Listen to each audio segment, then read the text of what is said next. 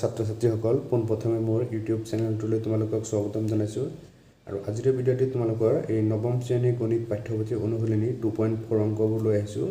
আজি আমি 2 নম্বৰৰ পৰা আৰম্ভ কৰিম। আগৰ ভিডিঅ'ত আছে, তোমালোকে তাৰ পৰা চাই ল'ব পাৰিবা। 2 নম্বৰত কি কৈছে, উপপাদ্য ব্যৱহাৰ কৰি তলৰ প্ৰতিটো ক্ষেত্ৰত gx px ৰ এটা উৎপাদক হয়নে নহয় পৰীক্ষা কৰা। ইয়াত তাৰমানে px আৰু gx ৰ মান দিয়া আছে। এই gx ৰ পৰা আমি x ৰ মান উলিয়াম। এই x ৰ মান এই px ত যদি বহুৱাই দিয়াৰ পিছত যদি শূন্য ওলায় তেতিয়া কি হ'ব, এই gx টো px ৰ উৎপাদক হ'ব, আৰু যদি শূন্য নোলায় তেতিয়া gx টো এই px ৰ উৎপাদক নহয়। এতিয়া 1 নম্বৰত px ৰ মান দিয়া আছে আৰু gx ৰ মান দিয়া আছে। এই gx ৰ পৰা আমি x ৰ মান উলিয়াই ল'ম। x + 1 = 0। 1 টো প্লাছ আছে, ওফালে গ'লে কি হ'ব, মাইনাছ হ'ব। x = কিমান হ'ব, -1 হ'ব। এতিয়া -1 টো আমি এই px ত বহুৱাই দিম। যদি আমাৰ 1 ওলায় তেতিয়া কি হ'ব, এই x + 1 তাৰমানে এই gx টো px ৰ উৎপাদক হ'ব, আৰু যদি শূন্য নোলায় তেতিয়া এই gx টো px ৰ উৎপাদক নহয় বুলি আমি লিখি দিম। আমি x ৰ মান কিমান পালোঁ, -1 to p x ৰ মান পালোঁ আমি -1। ইয়াত কিমান আছে, টুৱাইচ x³ আছে। 2 × x ৰ মান পালোঁ আমি -1³ প্লাছ x ৰ মান পাইছোঁ -1 স্কুৱেৰ -2 ইনটু কিমান হ'ব, x ৰ মান -1 হ'ব, এইফালে আছে -1। এতিয়া আমি যদি -1 ৰ ঘন কৰিলে কিমান হ'ব, -1 হ'ব। এই -1 আকৌ 2 লগত পূৰণ কৰিলে কিমান হ'ব, -2 হ'ব। এতিয়া -1 ৰ বৰ্গ কৰিলে +1 হ'ব। এই প্লাছে প্লাছে কি হ'ব, প্লাছে হ'ব, +1 হ'ব। এতিয়া 2 আছে মাইনাছ, এই মাইনাছ মাইনাছে কি হ'ব, প্লাছ হ'ব। এই 2 লগত 1 পূৰণ কৰিলে কিমান হ'ব, 2 হ'ব। তাৰমানে -2 লগত -1 পূৰণ কৰিলে কিমান হ'ব, +2 হ'ব। তাৰমানে মাইনাছ ইনটু মাইনাছ কি হয়, আমাৰ প্লাছ হয়, আৰু এইফালে আছে কি আমাৰ -1। এতিয়া এই মাইনাছটো এই প্লাছটো কেঞ্চেল দিব পাৰি, আকৌ এই +1 -1 কেঞ্চেল কৰিব পাৰি। আমি কিমান পালোঁ, 0। তাৰমানে কি হয়, এই x + 1 ৰ পৰা আমি x ৰ মান ল'লোঁ। এই x ৰ মান এই বহুপদটোত বহুৱাই আমি 0 পালোঁ। তাৰমানে এতিয়া কি হ'ব, এই gx টো px ৰ উৎপাদক হয় বুলি আমি লিখিব পাৰিম। এতেকে gx মানে হ'লে আমাৰ এই x + 1, এই gx px ৰ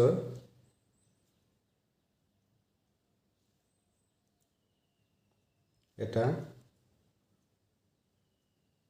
উৎপাদক হয়।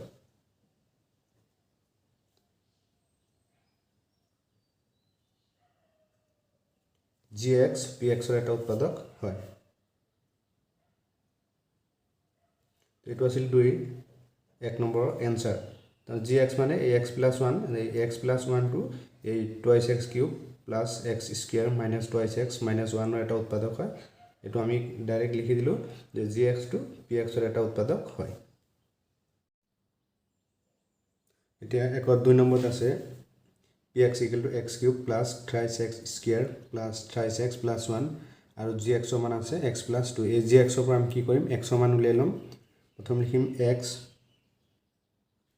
+ 2 = 0, নাইবা x = 2 টো প্লাছ আছে, এইফালে গ'লে কি হ'ব, মাইনাছ হ'ব, -2 হ'ব। এতিয়া এই x ৰ মান আমি এই px ত বহুৱাই দিম। px x ৰ মান কিমান পালোঁ আমি, -2 পালোঁ, = -2³ হ'ব, -2³ প্লাছ 3 × -2² হ'ব, -2² প্লাছ 3 ইনটু কিমান হ'ব, -2 হ'ব, প্লাছ 1 আছে। এতিয়া -2 ঘন কৰিলে আমি কিমান পাম, -8 পাম।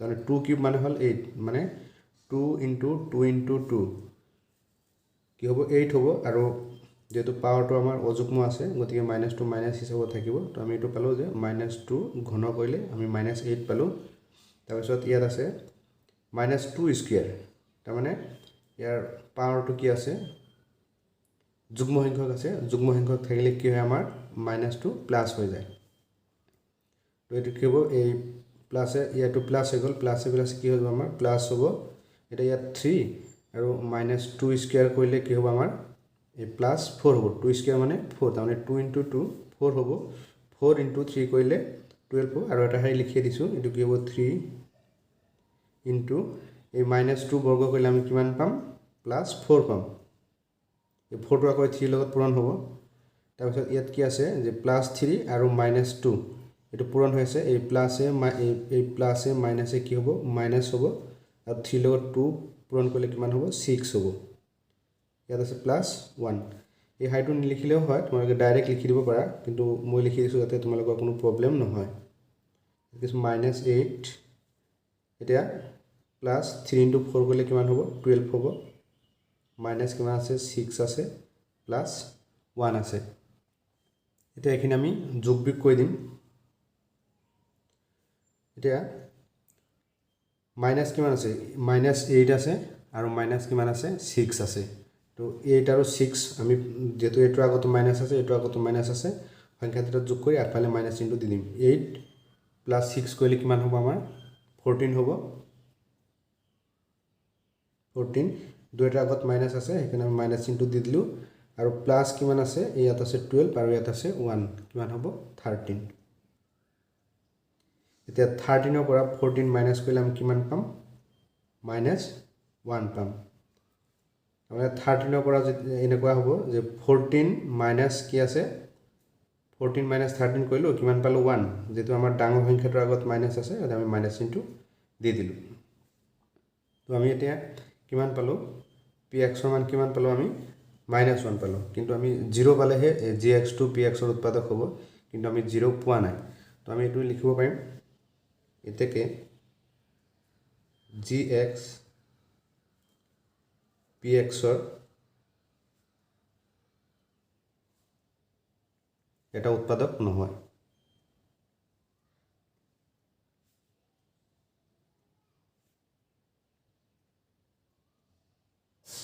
উৎপাদক নহয়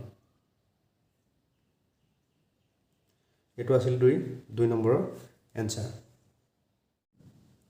এতিয়া 3 নম্বৰত আছে px ৰ মান দিয়া আছে আৰু gx ৰ মান দিয়া আছে এই gx ৰ পৰা আমি x ৰ মান উলিয়াই লম মানে x -3 কিমান হ'ব 0 3 টো প্লাস আছে এফালে গলে কি হ'ব সৰি 3 টো মাইনাস আছে এফালে গলে কি হ'ব প্লাস হ'ব x = হ'ব আমাৰ +3 এটা x ৰ মানটো ইয়াত বহাই দিম p x ৰ জায়গাত আমি কি বহাম 3 কি হ'ব 3 কিউব হ'ব 3 কিউব minus 4 into 3 square হ'ব plus 3 হ'ব x ৰ মান কিমান আছে 3 আছে plus কিমান হ'ব 6 এতিয়া 3 ঘন কৰিলে কিমান হ'ব 3 into 3 কৰিলে কিমান হ'ব আমাৰ 27 তাৰপিছত minus 3 স্কয়াৰ কৰিলে কিমান হ'ব 9 into 4 কৰিলে কিমান হ'ব আমাৰ 36 plus 3 plus 6 কৰিলে কিমান হ'ব আমাৰ 9 হ'ব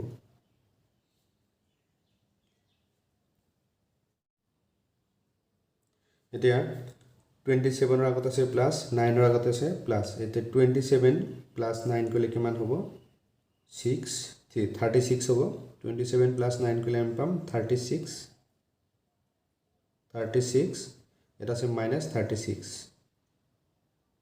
এটা +36 আৰু -36 কেনসেল যাব কিমান হ'ব 0 এতিয়া এই gx মান আমি কিমান পাইছিলো gx পৰা আমি x মান উলিয়ালো x মান কিমান পালো 3 পালো এই 3 টো এই বহুপদত বহাই দিয়াৰ পিছত আমি কি পালো 0 পালো তাৰ মানে এতিয়া এই gx টো এই px ৰ উৎপাদক হয় যেটো আমি আগতে কৈছিলো যে এই এক্সৰ মান যদি আমি এই বহুপদটোত বহুৱাই দিয়াৰ পিছত যদি শূন্য ওলায় তেতিয়া কি হ'ব এইটো আমাৰ এই উৎপাদক হ'ব আৰু যদি শূন্য নহয় তেতিয়া সেইটো উৎপাদক নহয় তো আমি শূন্য পালোঁ তেতিয়া লিখিব পাৰিম এতেকে জি এক্স কমা পি এক্সৰ তাৰমানে পি এক্স মানে এইটো পি এক্সৰ এটা উৎপাদক